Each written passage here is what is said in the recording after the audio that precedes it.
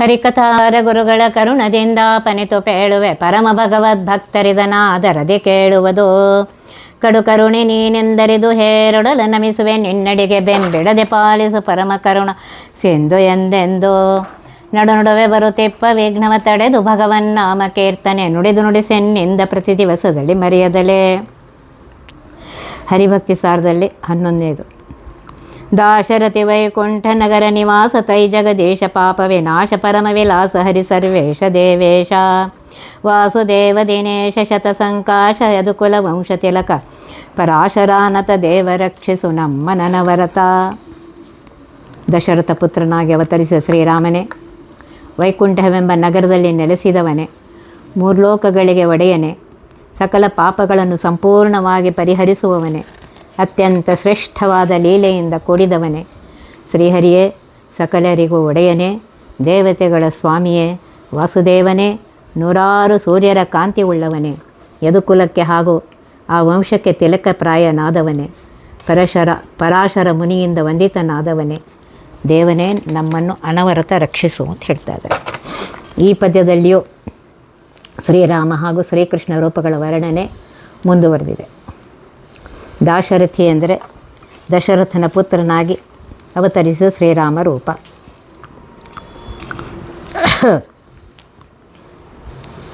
ಅಂದರೆ ಶ್ರೀರಾಮ ಅಂತ ಅರ್ಥ. ದಶರಥ ಸ್ವರೂಪತಃ ಸ್ವಯಂಭೂಮನು. ಅವನ ವಿಶೇಷ ತಪಸ್ಸಿಗೆ ಮೆಚ್ಚಿ ಪರಮಾತ್ಮ ಪುತ್ರತ್ವೇನ ಅವತರಿಸಿ ದಾಶರಥಿ ಅನಿಸಿಕೊಂಡಿದ್ದಾನೆ. ಇದರಿಂದ ದಶರಥನ ಕೀರ್ತಿ ಅಜರಾಮರವಾಯಿತು ಅಂತ ಹೇಳ್ತಾರೆ. ವೈಕುಂಠ ನಗರ ನಿವಾಸ. ವೈಕುಂಠ ಪರಮಾತ್ಮನ ಪ್ರಧಾನವಾದ 3 ನೆಲೆಗಳಲ್ಲಿ ಶ್ವೇತದ್ವೀಪ ಒಂದು ಶ್ವೇತದ್ವೀಪ, ಅನಂತಾಸನ ಮತ್ತು ವಿವೈಕುಂಠ. ವೈಕುಂಠ ಪ್ರಳಯ ಕಾಲದಲ್ಲೂ ಸಹ ನಾಶವಾಗದ ನಿತ್ಯ ಲೋಕ ಅಂತ ಹೇಳ್ತಾ ಇದ್ದಾರೆ. ವೈಕುಂಠ ನಿತ್ಯ ಲೋಕವಾದ್ದರಿಂದಲೇ ಅಲ್ಲಿಗೆ ಹೋದವರು ಸಹ ಸದಾ ಅಲ್ಲಿಯೇ ಉಳಿಯುವಂತಾಗುವರು ಎಂಬುದು ವಿಶೇಷ.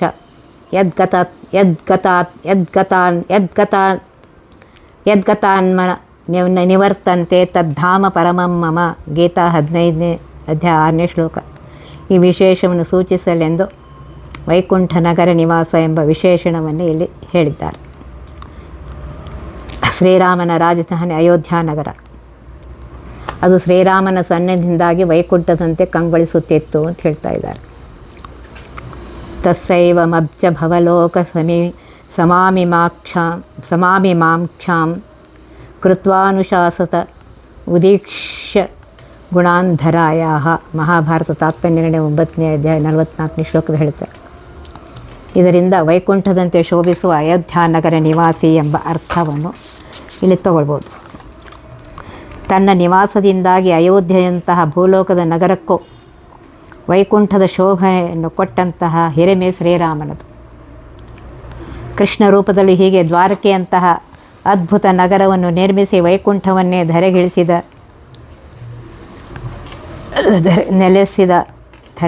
ನೆಲೆಸಿದ ಹಿರಿಮೆ ಪರಮಾತ್ಮನದು. ತ್ರೈ ಜಗದೀಶ, 3 ಲೋಕಗಳಿಗೆ ಸ್ವಾಮಿಯಾಗಿದ್ದಾನೆ ಪರಮಾತ್ಮ. ಮರ್ತ್ಯ ಹಾಗೂ ಪಾತಾಳ ಎಂಬ ಇವು 3 ಲೋಕಗಳು. ಸ್ವರ್ಗ ಎಂಬುದರಿಂದ ಮೇಲಿನ ಭುವ ಮೊದಲಾದ 6 ಲೋಕಗಳು. ಪಾತಾಳ ಶಬ್ದದಿಂದ ಅತಳ ವಿತಳ ಮೊದಲಾದ ಸಕಲ ಲೋಕಗಳು ಇಲ್ಲಿ ವಿವಕ್ಷಿತವಾಗಿದೆ. ಇದರಿಂದ ಶ್ರೀರಾಮ ಕೇವಲ ಕೋಸಲ ದೇಶದ ಅಥವಾ ಭೂಲೋಕದ ರಾಜನಾಗದೆ ಸಮಸ್ತ ವಿಶ್ವಕ್ಕೆ ಸ್ವಾಮಿಯಾಗಿದ್ದಾನೆ. ವಿಶೇಷ ಅರ್ಥವನ್ನು ತಿಳ್ಕೋಬೇಕು. ಶ್ರೀರಾಮನು ರಾಜ್ಯಭಾರ ನಡೆಸಿದಾಗ ಬ್ರಹ್ಮಾದಿ ದೇವತೆಗಳೆಲ್ಲ ತಮ್ಮ ಮೂಲ ರೂಪಗಳಿಂದಲೇ ಶ್ರೀರಾಮನ ಬಳಿಗೆ ಆಗಮಿಸಿ ಪರಮ ಭಕ್ತಿಯಿಂದ ನಮಸ್ಕರಿಸುತ್ತಿದ್ದ ವಿವರ ಇದನ್ನು ದೃಢಪಡಿಸುತ್ತದೆ. ಸ ಬ್ರಹ್ಮ ರುದ್ರ ಮರುದರ್ಕ ದಿವಾಕರಾದೆ ಮೂರ್ಧನ್ಯ ರತ್ನ ಪರಿಘಟ್ಟಿತ ಪಾದಪೀಠ.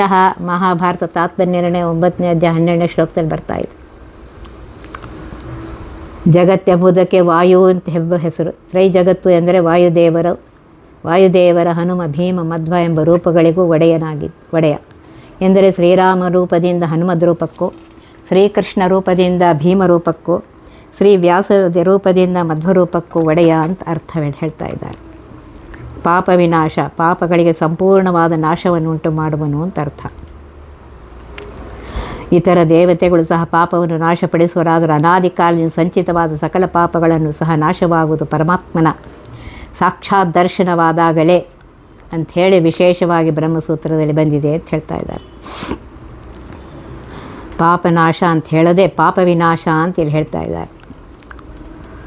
ಸಂಸ್ಕೃತದಲ್ಲಿ ಪಾಪ ಎಂಬುದಕ್ಕೆ ಪಾಪಿ ಎಂಬ ಅರ್ಥ ಉಂಟೆ. ಇದರಿಂದ ಪಾಪ ವಿನಾಶ ಎಂಬುದಕ್ಕೆ ಸಕಲ ಪಾಪಿಗಳಿಗೆ ಸಂಪೂರ್ಣವಾಗಿ ವಿನಾಶ ಮಾಡುವವನು ಎಂದರೆ ಅಧೋಗತಿಯನ್ನೇ ನೀಡುವನು ಅಂತ ಅರ್ಥ. ಇದು ಭಗವದ್ಗೀತೆ ವಿನಾಶಾಯಿತ ದುಷ್ಕೃತ ಎಂಬ ಮಾತಿನ ಭಾವ. ಅದರಂತೆ 16ನೇ ಅಧ್ಯಾಯದಲ್ಲಿ ಈ ಕೆಳಗಿನ ಶ್ಲೋಕದ ಭಾವವು ಆಗಿದೆ.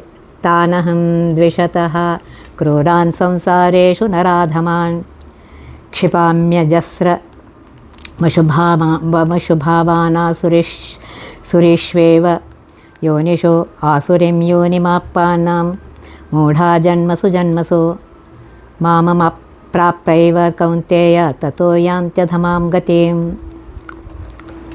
ಈ ರೀತಿಯಾಗಿ ಹೇಳಿದ್ದಾರೆ 14ನೇ ಅಧ್ಯಾಯದ ಶ್ಲೋಕ 20. ಪರಮ ವಿಲಾಸ. ವಿಲಾಸ ಅಂದರೆ ಕ್ರೀಡೆ. ಪರಮಾತ್ಮ ಜಗತ್ತಿನ ಸೃಷ್ಟಿ, ಸ್ಥಿತಿ, ಲಯ ಮೊದಲಾದ ಸಕಲ ಕಾರ್ಯಗಳು ಸಹ ತನ್ನ ಸ್ವಂತ ಪ್ರಯೋಜನಕ್ಕಾಗಿ ಮಾಡದೆ ಕೇವಲ ಲೋಕಹಿತಕ್ಕಾಗಿ ಮಾತ್ರ ಮಾಡ್ತಾ ಇದ್ದಾನೆ. ಅವನಿಗೆ ಮಾತ್ರ ಅದು ಕೇವಲ ಕ್ರೀಡೆಯಷ್ಟೇ. ಇದೇ ಶಾಸ್ತ್ರದ ನಿರೂಪಣೆ ಆಗಿದೆ. ಅವನ ಪ್ರತಿಯೊಂದು ಕಾರ್ಯವೂ ಸಹ ಅದರಂತೆ ಕೇವಲ ಕ್ರೀಡೆಯಾಗಿರುವುದರಿಂದ, ಆ ಕ್ರೀಡೆಯು ಸಹ ಸ್ವಾಭಾವಿಕೆಯಾಗಿರುವುದರಿಂದ ಅವನ ವಿಲಾಸವು ಪರಮ ವಿಲಾಸ ಅಂತ ಅನಿಸ್ಕೊಳ್ಳುತ್ತೆ. ಇತರರಿಗೆ ಆಗದ ಎಂತಹ ಮಹತ್ ಕಾರ್ಯಗಳನ್ನು ಸಹ ಕೇವಲ ತನ್ನ ಭ್ರೂ ವಿಲಾಸದಿಂದಲೇ ಲೀಲಾಜಾಲವಾಗಿ ಮಾಡುವನು ಅಂತ ಹೇಳ್ತಾ ಇದ್ದಾನೆ. ಹರಿ ಅಂದರೆ ಪಾಪಗಳನ್ನು ಪರಿಹರಿಸುವವನು, ಸಂಸಾರದ ನೋವನ್ನು ಕಳೆಯುವವನು, ತನ್ನ ಭಕ್ತರಿಗೆ ಪುಣ್ಯದ ರಾಶಿಯನ್ನು ಭರಿಸಿಕೊಡುವವನು ಮೊದಲಾದ ಅನೇಕ ಅರ್ಥಗಳಿವೆ. ಮುಖ್ಯವಾಗಿ ಭಗವಂತನ ಸಕಲರಿಂದ ಉಪಾಸ್ಯವಾದ ಬಿಂಬರೂಪಕ್ಕೂ ಹರಿ ಅಂತ ಹೇಳಿ ವಿಶೇಷ ಹೆಸರು ಶಾಸ್ತ್ರಗಳಲ್ಲಿ ಹೇಳಿದೆ. ಹರಿಭಕ್ತಿ ಸಾರ ಎಂಬ ಹೆಸರನ್ನು ತಮ್ಮ ಕೃತಿಗೆ ಶ್ರೀ ಕನಕದಾಸರು ಹೆಸರು ಸಹ ಈ ಪದದ ವ್ಯಾಪ್ತಿ ಇಷ್ಟು ವಿಶಾಲವಾಗಿರುವುದೇ ಕಾರಣವಾಗಿದೆ ಅಂತಾರೆ. ಜಗನ್ನಾಥದಾಸರ ಶ್ರೀ ಹರಿಕಥಾಮೃತ ಸಾರ ಎಂಬ ಕೃತಿಯಲ್ಲಿನ ಹರಿಶಬ್ದವು ಸಹ ಇಂತಹ ವಿಶೇಷವಾದ ಅರ್ಥವನ್ನೇ ಹೊಂದಿದೆ. ಸರ್ವೇಶ ಅಂದರೆ ಸರ್ವರಿಗೂ ಒಡೆಯನಾದವನು. ಸರ್ವರಿಗೂ ಎಂದರೆ ಜಗತ್ತಿನ ಸಕಲ ದೇವತೆಗಳಿಗೂ ಜೀವಿಗಳಿಗೂ ಸರ್ವಸ್ವಾಮಿಯಾಗಿದ್ದಾನೆ. ಗೀತಾ 7ನೇ ಅಧ್ಯಾಯದಲ್ಲಿ 12 ಶ್ಲೋಕದ ಬರ್ತದೆ. ಏ ಚೈವ ಸಾತ್ವಿಕ ಭಾವ ರಾಜಸ್ತಾಮಸಾಶ್ಚ ಏ ಮತ್ತ ಏವೇತಿ ತಾನ್ ವಿದ್ಧಿನ್ ತ್ವಹಂ ತೇಷು ತೇ ಮಯಿ. ಇದಕ್ಕೆ ಸರ್ವ ವಿಧದಲ್ಲೂ ಸ್ವಾಮಿ ಎಂಬ ಮತ್ತೊಂದು ಅರ್ಥವು ವಿವೇಕ್ಷವಾಗಿದೆ. ತಂದೆ, ತಾಯಿ, ಗುರು, ರಾಜ ಮೊದಲಾದವರಿಗೆ ಒಡೆತನ ಇರುವುದು ತಮ್ಮ ಮಕ್ಕಳು, ತಮ್ಮ ಶಿಷ್ಯರು ಹಾಗೂ ಪ್ರಜೆಗಳ ಮೇಲೆ ಮಾತ್ರ. ಅದು ಸೀಮಿತ ಅವಧಿಯವರೆಗೆ ಮಾತ್ರ. ಪರಮಾತ್ಮನ ಒಡೆಯತನ ಅಂಥದ್ದಲ್ಲ. ಅವನು ಸಕಲ ಬಗೆಯಲ್ಲೂ ಸರ್ವರಿಗೂ ಸ್ವಾಮಿ ಎಂಬ ವಿಶೇಷ ಪ್ರಮೇಯವನ್ನು ಹೇಳ್ತಾರೆ. ಸರ್ವೇಶ ಎಂಬುದನ್ನು ಸರ್ವ ಈಶ ಎಂದು ಬಿಡಿಸಿ ಓದಿಕೊಳ್ಳಬಹುದು ಅಂತ ಹೇಳ್ತಾರೆ. ಆಗ ಎಲೆ ಸರ್ವನೇ, ಎಲೆ ಈಶನೇ ಅಂತ ಅರ್ಥ ಆಗುತ್ತೆ.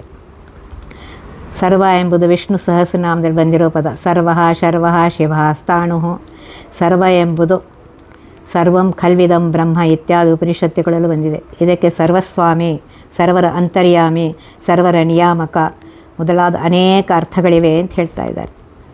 ಇಂತಹ ಉಪಾಸನೆಯನ್ನೇ ಮಾಡುವುದು ತನಗೆ ತುಂಬ ಪ್ರಿಯಕರವಾಗಿದೆ ಎಂದು ಶ್ರೀಕೃಷ್ಣ ರೂಪದಿಂದ ಪರಮಾತ್ಮ ಸ್ಪಷ್ಟಪಡಿಸಿದ್ದಾನೆ. ವಾಸುದೇವ ಸರ್ವಮಿತಿ ಸ ಮಹಾತ್ಮ ಸುದುರ್ಲಭ. ಗೀತಾ 7ನೇ ಅಧ್ಯಾಯ 19ನೇ ಶ್ಲೋಕ. ಈಶ ಎಂದರೆ ಒಡೆಯ. ಈ ಒಡೆತನವು ಸಹ ಕೇವಲ ಇತರರ ಒಡೆತನದಿಂದ ಸೀಮಿತವಾಗಿರುತ್ತೆ, ಅಪರಿಮಿತವಾಗಿದೆ ಅಂತ ಹೇಳಿ ತಿಳ್ಕೋಬೇಕು ಅಂತ ಹೇಳ್ತಾ ಇದ್ದಾರೆ. ದೇವೇಶ, ಸಕಲ ದೇವತೆಗಳು ಪರಮಾತ್ಮ ಒಡೆಯ ಎಂಬ ಅರ್ಥವನ್ನು ತಿಳಿಸ್ತಾ ಇದೆ. ಸೂರ್ಯ ಚಂದ್ರಾದಿಗಳೆಲ್ಲ ಪರಮಾತ್ಮನ ವರ್ಷವರ್ತಿಗಳಾಗಿದ್ದು ಅವನ ಆಜ್ಞಾಧಾರಕರಾಗಿದ್ದಾರೆ ಅಂತ ಉಪನಿಷತ್ತು ಹೇಳ್ತೆ. ಯದ್ಭೀಷ ಉದೇತಿ ಸೂರ್ಯ ಮೃತ್ಯುರ್ಧಾವತಿ ಪಂಚಮಃ ಅಂತ ಹೇಳಿ ಉಪನಿಷತ್ತಲ್ಲಿ ಬಂದಿದೆ. ವಾಸುದೇವ, ವಸುದೇವನ ಮಗ ಎಂಬ ಕಾರಣದಿಂದ ವಾಸುದೇವ ಎಂಬುದು ಶ್ರೀಕೃಷ್ಣ ರೂಪದ ಹೆಸರು. ಆದರೆ ಮುಖ್ಯವಾಗಿ ಎಲ್ಲೆಡೆ ಸರ್ವಸ್ವಾಮಿಯಾಗಿ ನೆಲೆಸಿದವನು ಅಂತ ಅರ್ಥ. ವಾಸನಾದ್ ವಾಸುದೇವೋಸಿ ವಾಸಿತಂತೆ ಜಗತ್ರಯಂ ಸರ್ವಭೂತ ನಿವಾಸೋಸಿ ವಾಸುದೇವ ಸಮ ನಮೋಸ್ತುತೆ. ಈ ರೀತಿಯಾಗಿ ಸೃಷ್ಟಿಯ ಪ್ರಾರಂಭ ಸ್ವೀಕರಿಸಿದ 4 ರೂಪಗಳಲ್ಲಿ ವಾಸುದೇವ ಮೊದಲನೇದು, ಆಮೇಲೆ ಸಂಕರ್ಷಣ, ಪ್ರದ್ಯುಮ್ನ, ಅನಿರುದ್ಧ ರೂಪಗಳು ಬಂದಿವೆ. ಮೋಕ್ಷ ಕೊಡುವ ರೂಪ ಎಂಬುದು ವಾಸುದೇವ ರೂಪದ ವಿಶೇಷ. ಮಧ್ವಾಚಾರ್ಯರ 12 ಸ್ತೋತ್ರವು ಪ್ರೀಣಯಾಮೋ ವಾಸುದೇವಂ ಎಂಬುದಾಗಿ ಪರಮಾತ್ಮನ ವಾಸುದೇವ ರೂಪದ ವಿಶೇಷ ಹಿರಿಮೆಯನ್ನು ತಿಳಿಸಿಕೊಡುತ್ತೆ. ದಿನೇಶ ಶತಸಂಕಾಶ, ದಿನೇಶ ಅಂದರೆ ಸೂರ್ಯ, ಶತ ಅಂದರೆ ಸಾಮಾನ್ಯವಾಗಿ 100 ಅಂತ ಅರ್ಥ ಕೊಟ್ಟರೂ ಮುಖ್ಯವಾಗಿ ಬಹಳ ಅರ್ಥವಿದೆ. ಶಬ್ದೋ ಬಹುತ್ವವಚನ ಶತಂ ಮಹಾಭಾರತ ತಾತ್ಪರ್ಯದಲ್ಲಿ ಬಂದಿದೆ. ಲೋಕದಲ್ಲೂ 100 ಎಂಬ ಪದವನ್ನು ಬಹಳ ಎಂಬ ಅರ್ಥದಲ್ಲಿ ಉಪಯೋಗಿಸುವುದು ರೂಢಿಯಾಗಿದೆ. ಶ್ರೀಹರಿಯ ಕಾಂತಿ ಅನಂತ ಸೂರ್ಯಕಾಂತಿಯಾಗಿದೆ. ಆದ್ದರಿಂದಲೇ ಸೂರ್ಯ ಮೊದಲಾದ ಯಾವ ದೇವತೆಗಳು ಸಹ ಅವನಿಗೆ ಸರಿಸಾಟಿ ಎನಿಸರು. ಇದರಿಂದ ಸೂರ್ಯಮಂಡಲ ಮಧ್ಯವರ್ತಿಯಾದ ರೂಪ ಶ್ರೀಹರಿಯ ನಾರಾಯಣ ರೂಪವೇ ಹೊರತು ಅನೇಕರು ತಿಳಿದಿರುವಂತೆ ಕೇವಲ ಸೂರ್ಯ ದೇವತೆಯಲ್ಲ. ಆ ಭಾವವನ್ನು ಇಲ್ಲಿ ಸೂಚಿತ ಮಾಡ್ತಾ ಇದ್ದಾರೆ. ಭಗವದ್ಗೀತೆಯಲ್ಲಿ ಶ್ರೀಕೃಷ್ಣನ ವಿಶ್ವರೂಪವನ್ನು ವರ್ಣಿಸುವ ಶ್ಲೋಕ ಎಲ್ಲಿ ಸ್ಮರಣೀಯವಾಗಿದೆ. ದಿವೇ ಸೂರ್ಯ ಸಹಸ್ರಸ್ಯ ಭವೇದ್ಯುಗೋತ್ಪದ್ಯುತ್ಥಿತ ಯದಿ ಭಾಸದೃಶೇ ಸ್ಯಾಸಾತ್ ಭಾಸಸ್ತಸ್ಯ ಮಹಾತ್ಮನಃ. 11ನೇ ಅಧ್ಯಾಯ 12ನೇ ಶ್ಲೋಕದಲ್ಲಿ ಬಂದಿದೆ. ದಿನೇಶ ಸೂರ್ಯ ಎಂಬುದಕ್ಕೆ ಷಷ್ಠ ಪ್ರಶ್ನೋಪನಿಷದಲ್ಲಿ ವಾಯು ಎಂಬ ಅರ್ಥವೂ ಬಂದಿದೆ. ಇದರಿಂದಾಗಿ ಅನಂತ ವಾಯುದೇವರಿಗಿಂತ ಮಿಗಿಲಾದ ಕಾಂತಿ ಪರಮಾತ್ಮರದು. ದಿನ ಎಂದರೆ ಜ್ಞಾನ, ದಿನೇಶ ಅಂದರೆ ಜ್ಞಾನಾಧಿಪತಿಯಾಗಿರುವಂತಹ ವಾಯುದೇವರು. ಶ್ರೀಹರಿಯ ಜ್ಞಾನ ಹಾಗೂ ಜ್ಞಾನದೇವತೆಯಾದ ವಾಯುದೇವರು ಇಬ್ಬರಿಗೂ ಈಶಾ ಎಂಬ ವಿಶೇಷ ಅರ್ಥವನ್ನು ಕೊಟ್ಟಿದ್ದಾರೆ. ಯದುಕುಲ ವಂಶ ತಿಲಕ. ಯದುಕುಲ ಎಂಬುದು ಯಯಾತಿ ಪುತ್ರನಾದ ಯದುನಿಂದ ಬೆಳೆದು ಬಂದ ಚಂದ್ರವಂಶದ ಒಂದು ಭಾಗ. ಅದಕ್ಕೆ ಭೋಜ, ವೃಷ್ಣಿ, ಅಂಧಕ ಎಂಬ ಉಪಪಂಗಡಗಳಿವೆ. ಅದನ್ನು ಸೂಚಿಸಲು ಯದುಕುಲ ಅಂಥೇಳಿ ವಂಶಪದಗಳನ್ನು ಸೂಚಿಸಿರುವರು. ಶ್ರೀರಾಮರು ರಘುಕುಲ ತಿಲಕ ಅಂತ ರೂಪವೆನಿಸುವ ಶ್ರೀಕೃಷ್ಣನ ರೂಪವು ಯದುಕುಲ ತಿಲಕವಾಗಿದೆ. ಒಟ್ಟಾಗಿ ಪರಮಾತ್ಮ ಸರ್ವೋತ್ತಮ ಅಂತ ಹೇಳಬೇಕಾಗಿದೆ. ಪರಾಶರಾನತ, ಪರಾಶರ ಮುನಿಯಿಂದ ವಂದಿತ ಅಂತ ಅರ್ಥ. ಶ್ರೀಹರಿಯ ವೇದವ್ಯಾಸ ರೂಪ, ಪರಾಶರ ಸತ್ಯವತಿಯರಿಂದ ಅವತರಿಸಿದ ರೂಪ. ಹಾಗೆ ಅವತರಿಸಿದ್ದು ಅವರಿಬ್ಬರ ಪ್ರಾರ್ಥನೆಯಂತೆ. ಆದ್ದರಿಂದ ಆತನು ಅವರ ಪುತ್ರನಾದರೂ ಅವರಿಂದ ಪೂಜಿತನೇ ಆದವನು. ಇದರಿಂದ ವಸುದೇವ ಪುತ್ರ, ದಶರಥ ಪುತ್ರ ಎಂಬ ಪದಗಳಂತೆ ಪರಾಶರ ಪುತ್ರ ಹೇಳಿ ಪರಾಶರಿಗೆ ಅನುಗ್ರಹ ಮಾಡಿದ ರೂಪ ಅಂತ ಹೇಳಿ ಕೊಡ್ತಾ ಇದ್ದಾರೆ. ವೇದವ್ಯಾಸ ರೂಪವು ಮೇಲ್ನೋಟಕ್ಕೆ ಪರಾಶರ ಪುತ್ರ ಎಂದು ಕಾಣುವ ರೂಪವಾದರೂ ವಾಸ್ತವವಾಗಿ ಶ್ರೀಕೃಷ್ಣ ರೂಪಗಳಂತೆ ಪರಮಾತ್ಮನ ಸಾಕ್ಷಾತ್ ರೂಪವಾಗಿದೆ ಹೊರತು ಕೇವಲ ಒಂದು ಋಷಿ ರೂಪವಲ್ಲ. ಆ ವಿಶೇಷ ಅರ್ಥವನ್ನು ಇಲ್ಲಿ ಹೇಳ್ತಾ ಇದ್ದಾರೆ.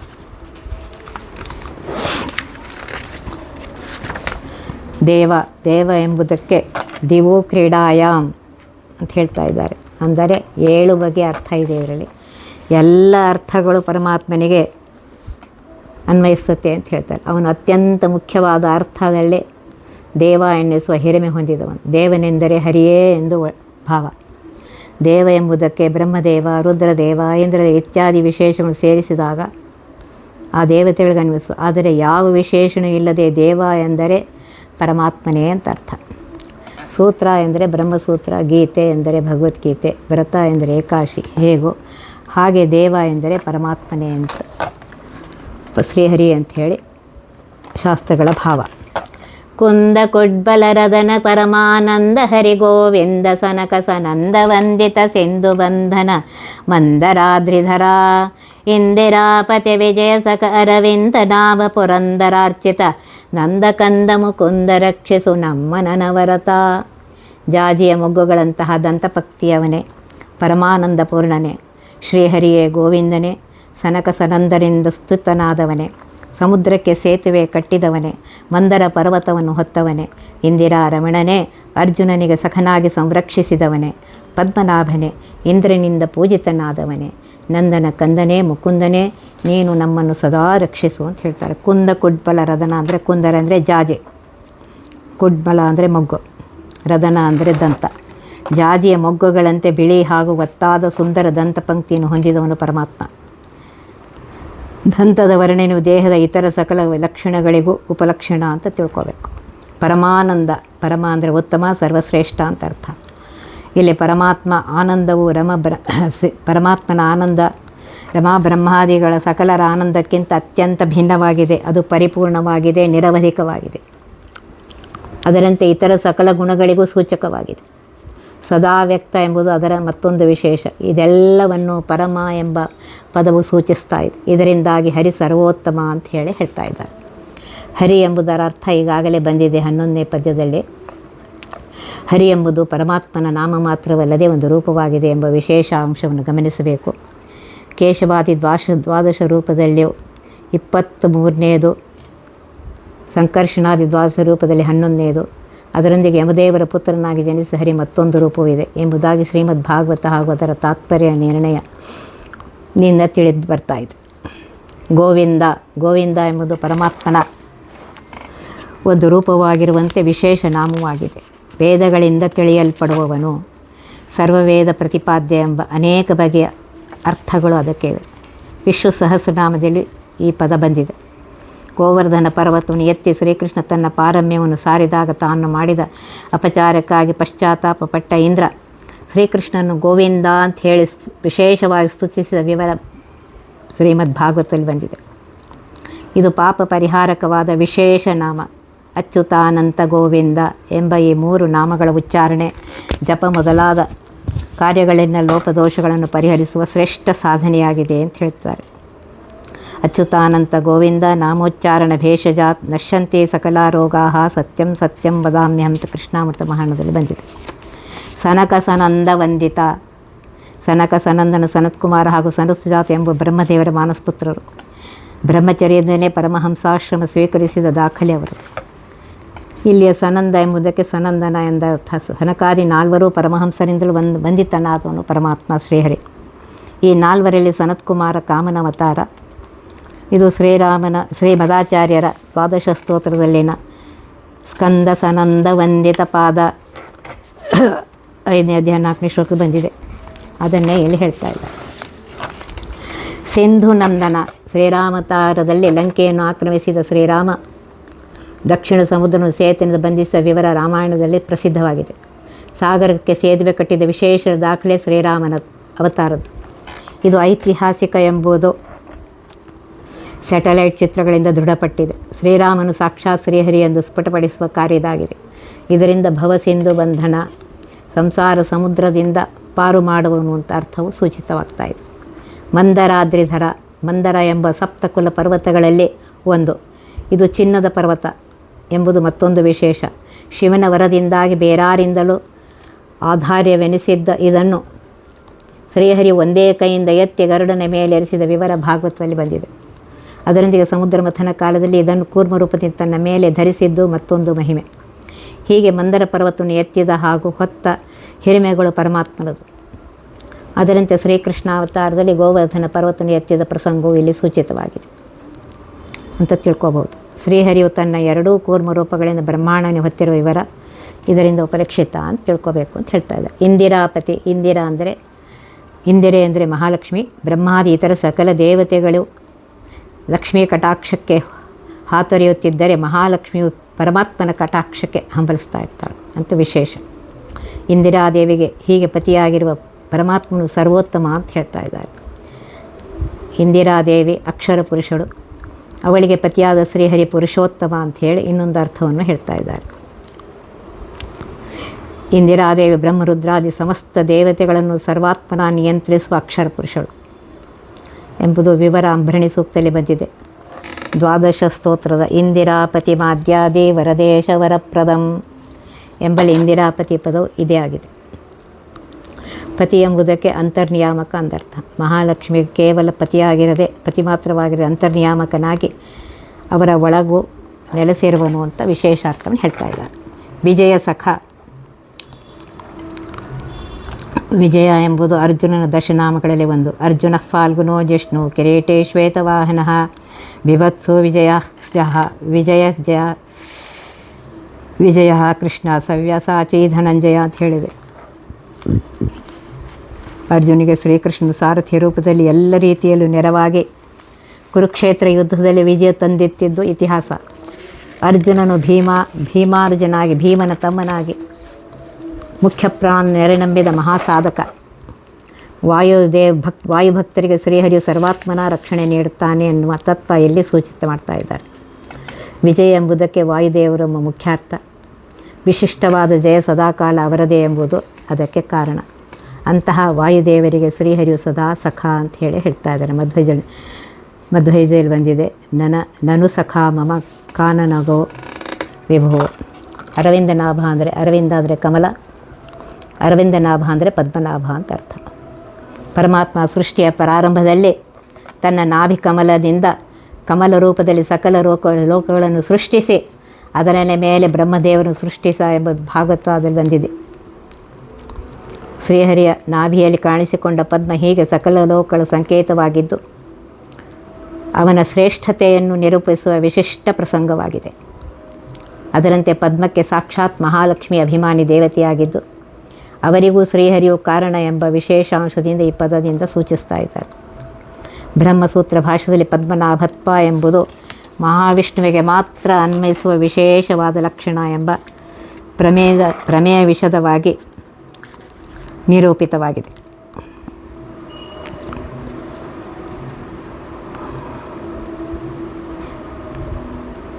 ಅಜಸ್ಯ ನಾಭಾವಿತಿ ಯಸ್ಯ ನಾಭೇರಭೂಚ್ಯುತೆ ಪುಷ್ಕರಂ ಲೋಕಸಾರಂ ತಸ್ಸೈ ನಮೋ ವ್ಯಸ್ತ ಸಮಸ್ತ ವಿಶ್ವ ವಿಭೂತಯೇ ವಿಷ್ಣವೇ ಲೋಕಕರ್ತೃ ಅಂಥೇಳಿ ಸ್ಕಾಂದ ಪುರಾಣದಲ್ಲಿಯೂ ಬಂದಿದೆ.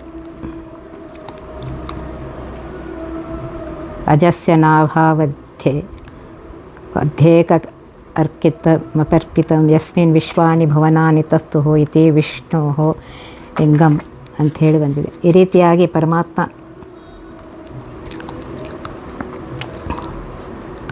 ಸರ್ವೋತ್ತಮನಾಗಿದ್ದಾನೆ, ಸರ್ವೋತ್ಕೃಷ್ಟನಾಗಿದ್ದಾನೆ ಅಂಥೇಳಿ ಹೇಳ್ತಾ ಇದ್ದಾರೆ. ಪುರಂದರಾರ್ಚಿತ, ಪುರಂದರ ಅಂತಂದರೆ ಇಂದ್ರ, ಹಾಗೂ 7ನೇ ಮನ್ವಂತರಗಳಲ್ಲಿ ಇಂದ್ರ ಪದವಿಯಲ್ಲಿ ವಿರಾಜನಾಗಿದ್ದ ಪುರಂದರ ವಿಶೇಷ. ಗೋವರ್ಧನ ಪ್ರಸಂಗ, ಪಾರಿಜಾತ ಹರಣ ಪ್ರಸಂಗ, ಖಾಂಡವ ದಹನ ಪ್ರಸಂಗ ಮೊದಲಾದ ಅನೇಕ ಪ್ರಸಂಗಗಳಲ್ಲಿ ಶ್ರೀಕೃಷ್ಣನು ಇಂದ್ರನು ಶ್ರೀಕೃಷ್ಣನಿಗೆ ಶರಣಾಗತನಾಗಿ ಸ್ತುತಿಸಿದ್ದು ಭಾಗವತದಲ್ಲಿ ಬಂದಿದೆ. ಹರಿವಂಶದಲ್ಲಿಯೂ ಬಂದಿದೆ. 3 ಲೋಕಗಳಿಗೆ ಅರಸನಾದ ಇಂದ್ರನಿಂದ ವಂದಿತನಾದ ಪರಮಾತ್ಮನು ಸರ್ವೋತ್ತಮ ಅಂತ ಇಲ್ಲಿ ಹೇಳ್ತಾ ಇದ್ದಾರೆ. ನಂದಕಂದ, ನಂದ ಅಂದರೆ ನಂದಗೋಪ. ನಂದಗೋಪನಿಗೆ ಪರಮಾತ್ಮನು ಕೃಷ್ಣ ರೂಪದಿಂದ ಕಂದ ಅನಿಸಿದ ವಿವರ ಭಾಗವತದಲ್ಲಿ ಬಂದಿದೆ. ನಂದಗೋಪನ ತಪಸ್ಸಿಗೆ ಬೆಚ್ಚಿ ಪರಮಾತ್ಮ ಹಾಗೆ ಅವನ ಪುತ್ರತ್ವೆಯನ್ನು ವರ್ಧಿಸಿ ವಿಶೇಷ ಆನಂದ ನೀಡಿದ. ವಾಸ್ತವವಾಗಿ ಅವನು ಯಾರ ಪುತ್ರನೂ ಆಗಿರದೆ ಸೃಷ್ಟಿಕರ್ತನಾಗಿರುವವನು. ಆದರೂ ಭಕ್ತರ ಮೇಲಿನ ವಾತ್ಸಲ್ಯದಿಂದ ಹೀಗೆ ಅವತಾರಾದಿಗಳಿಂದ ಅವರಿಗೆ ವಿಶೇಷ ಆನಂದವನ್ನು ಕೊಡ್ತಾನೆ ಅಂತ ಹೇಳ್ತಾ ಇದ್ದಾರೆ. ಮುಕುಂದ ಎಂದರೆ ಮೋಕ್ಷವನ್ನು ಕೊಡುವವನು.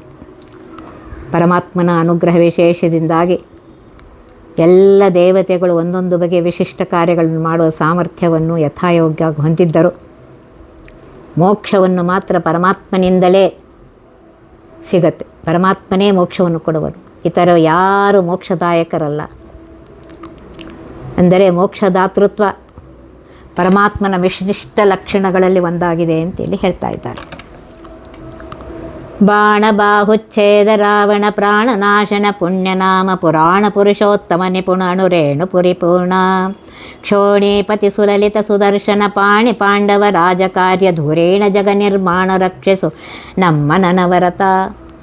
ಬಾಣಾಸುರನ ತೋಳುಗಳನ್ನು ಕತ್ತರಿಸಿದವನೇ, ರಾವಣನ ಪ್ರಾಣವನ್ನು ತೆಗೆದವನೇ, ಪುಣ್ಯಕರವಾದ ಹೆಸರುಗಳುಳ್ಳವನೇ, ಪುರಾಣ ಪುರುಷೋತ್ತಮನೇ, ಅತ್ಯಂತ ನಿಪುಣನೇ, ಅಣುರೇಣುಗಳಲ್ಲಿ ಪರಿಪೂರ್ಣವಾಗಿ ನೆಲೆಸಿರುವವನೇ, ಭೂಮಿಗೆ ಒಡೆಯನಾದವನೇ, ಅತ್ಯಂತ ಮನೋಹರನಾದವನೇ, ಸುದರ್ಶನವನ್ನು ಕೈಯಲ್ಲಿ ಹಿಡಿದವನೇ, ಪಾಂಡವರ ರಾಜಕಾರ್ಯವನ್ನು ಸಾಧಿಸಿಕೊಟ್ಟವನೇ, ಜಗತ್ತನ್ನು ನಿರ್ಮಿಸಿದವನೇ, ಶ್ರೀಹರಿಯೇ ನೀನು ನಮ್ಮನ್ನು ಸದಾ ರಕ್ಷಿಸು ಅಂತ ಹೇಳ್ತಾ ಇದ್ದಾರೆ. ಈ ಪದ್ಯದಲ್ಲಿಯೂ ಶ್ರೀರಾಮ ಹಾಗೂ ಶ್ರೀಕೃಷ್ಣ ರೂಪಗಳ ಸ್ತೋತ್ರವು ಒಟ್ಟಾಗಿ ಬಂದಿದೆ. ಅದರ ವಿಶೇಷ ಅರ್ಥವನ್ನು ನಾಳಿನ ದಿವಸ ನೋಡಿ ಒಂದೊಂದು ಪದ್ಯದಲ್ಲಿಯೂ ಆ ಪರಮಾತ್ಮನ ಮಹಾಮಹಿಮೆಯನ್ನು ಇಲ್ಲೇ ದಾಸರು ಹೇಳ್ತಾ ಇದ್ದಾರೆ. ಒತ್ತಿ ಬಹ ವಿಘ್ನಗಳ ಕಳೆದಪ ಮೃತ್ಯುವಿಗೆ ಮರೆ ಮಾಡಿ ಕಾಲನ ದೂತರಿಗೆ ಬೇಕರವ ಪೊಟ್ಟಿಸಿ ಸಕಲ ಸಿದ್ಧಿಗಳ ಒತ್ತಿಗೊಳ್ಳಿಸಿವನರು ಹೇಕ್ಷಣ ನೃತ್ಯ ಮಾಡುವರವರ ಮನೆಯೊಳು ನಿತ್ಯಮಂಗಳ ಹರಿಕಥಾಮೃತ ಸಾರ ಪಠಿಸುವರ.